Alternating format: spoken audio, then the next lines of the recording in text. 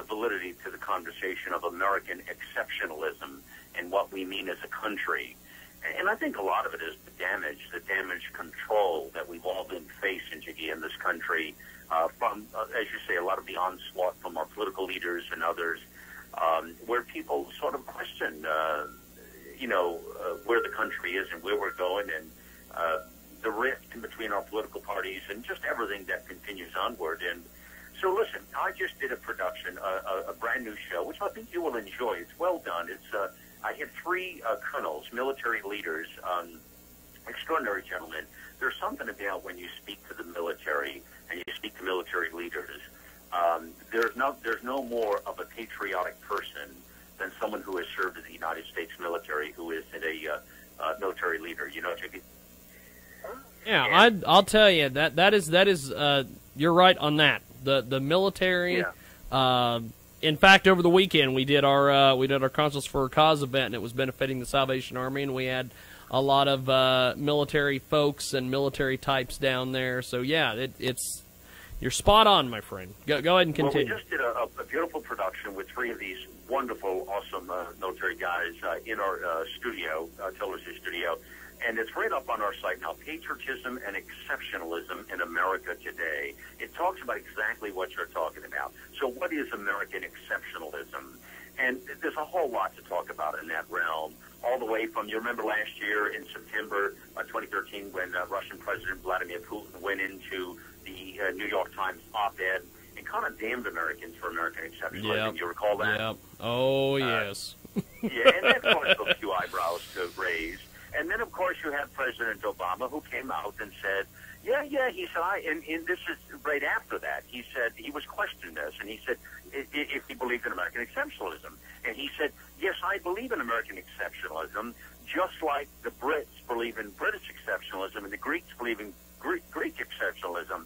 And as soon as he said that, you can kind of relate to the fact that he really doesn't get the fact of what American exceptionalism is. When you make the comparison to other countries in a very casual patriotic theme of, if you're Russian, you love the Russian program, or Irish in the Irish program, you've missed the point of American exceptionalism.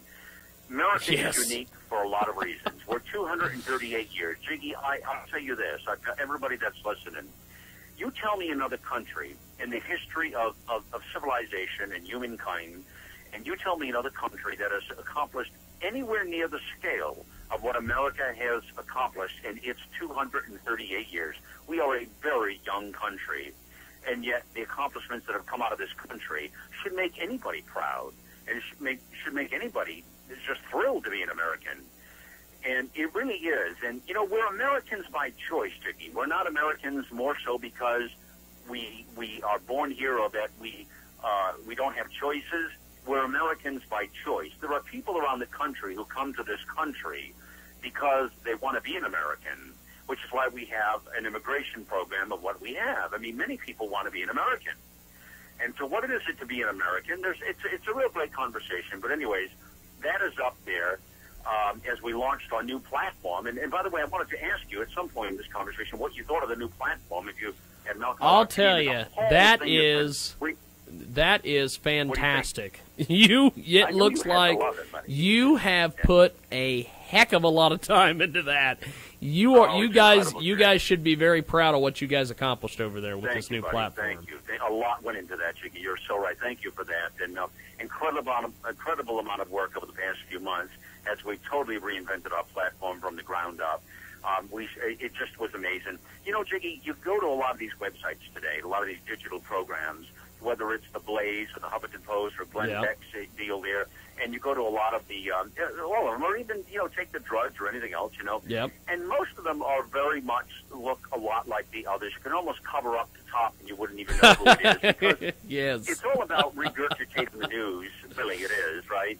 Oh, and yeah. It's about a regurgitation of the facts. And what I tried to do here is step out and do something totally different that was visual. The way I look at it is this. If you're going to spend some time on a site, you want to be stimulated visually. You want to be able to look at things and know that you've got something unique.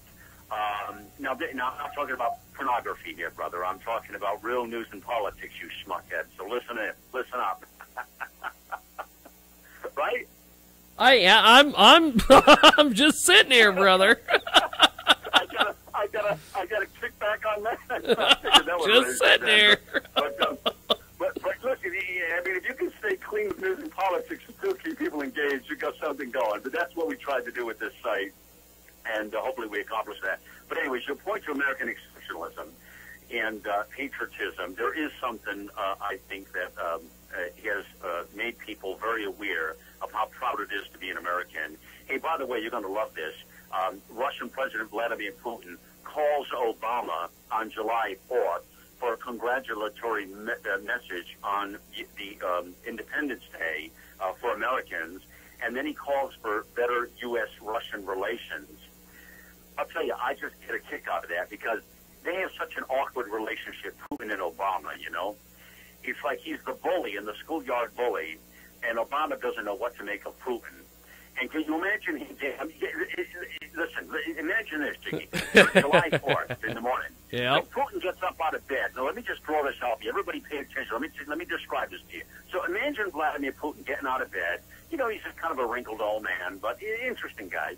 And he gets up, and he yawns. He stretches his arms. He says, oh, man, what a great day, July 4th. Who am I going to piss off today? I don't know how my buddy Barack is doing. Oh, it's Independence Day. This is that America Day where they think their ends don't stink. Oh, let me give him a call. He gets a secretary, gets the people. Get Barack on the phone. I want to wish him a happy Independence Day. Get Barack on the phone. How you doing, Mr. President? Right? And I love it. And then Putin said, oh, hello, Mr. Putin. Yes, how you doing? Yeah, great. Well, listen, I want to wish you a... Barack just about nearly falls on the floor. I said, this is Vladimir? This is you today? You're calling me to wish me happy Independence Day. Thank you so much. But yeah, man, happy Independence Day. I think he just wants to piss in his cornflakes every chance he can. I got to tell you right now, man. I think when it comes to Vladimir Putin, he definitely has Obama's number. Let me put it that way. Well, Malcolm, one thing I do want to get your thoughts on, and this is kind of an off-topic national news story, but it over the weekend, Anthony Cumia from the Opie and Anthony show he went on a big Twitter rant last week. Well, when he apparently SiriusXM did not like the Twitter rant that he went on, and they released him from his contract, basically fired him. For something he did on social media. And I remember a few earlier this year, and I think you did one last year, of your daily minutes that are nationally syndicated throughout the country on social media, and about how you need to watch what you're posting on social media, whether it's Facebook, whether it's Twitter. You need to, whether it's the Anthony Weiner thing with the photos, whether it's... any going on, big Twitter rants about race or what have you, because your employers are always watching. Why do people continue to get in trouble here on social media? But at the same time, is it a freedom of speech issue there, Malcolm? Well, it is. There's two sides to the story, Jiggy. Well, look at Joan Rivers over the last couple of days. She calls the president gay and calls the first lady a trainee. I mean, you got to love it, you know? and then she tells CNN to go to hell and walks out of the interview and says, all she's doing is negative here. I'll tell you, she's had so much plastic surgery. For 140 years old, she don't look like over 85. No kidding, man, you know? She's had enough plastic surgery to whack-a-mole, I'll tell you, man. Her face is so drunk. Her and Kenny Rogers would make a hell of a couple, you know? Yes, and I've seen Kenny Rogers in concert, and that is not fun. The plastic duo, you know, they got enough plastic in there to own Tupperware, you know? But listen, I think that this whole deal on speaking your truth and what have you. Yep. Here's the thing. There's two sides to this story. You know, Jiggy, we're in this whole PC environment somehow, because somehow you're supposed to be PC and be kind to the next guy.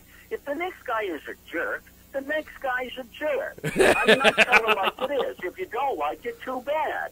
Then don't come to my site if you're looking for a little bit of a hush-hush or put a Band-Aid on it. I'm about truth. And you know what? I call it as I see it. But here's the deal. When you work for a big corporation, all right, yeah, so maybe you got to be a little careful. Listen, social media has gotten a lot of people in trouble, and it's going to continue to get people trouble. Yes. And here's the thing you have to know. Everybody's connected. Your boss, he's got nothing better to do but sit in his room and check up out on people. Well, let me go see what Malcolm is doing on Twitter today. Yep. Oh, yeah.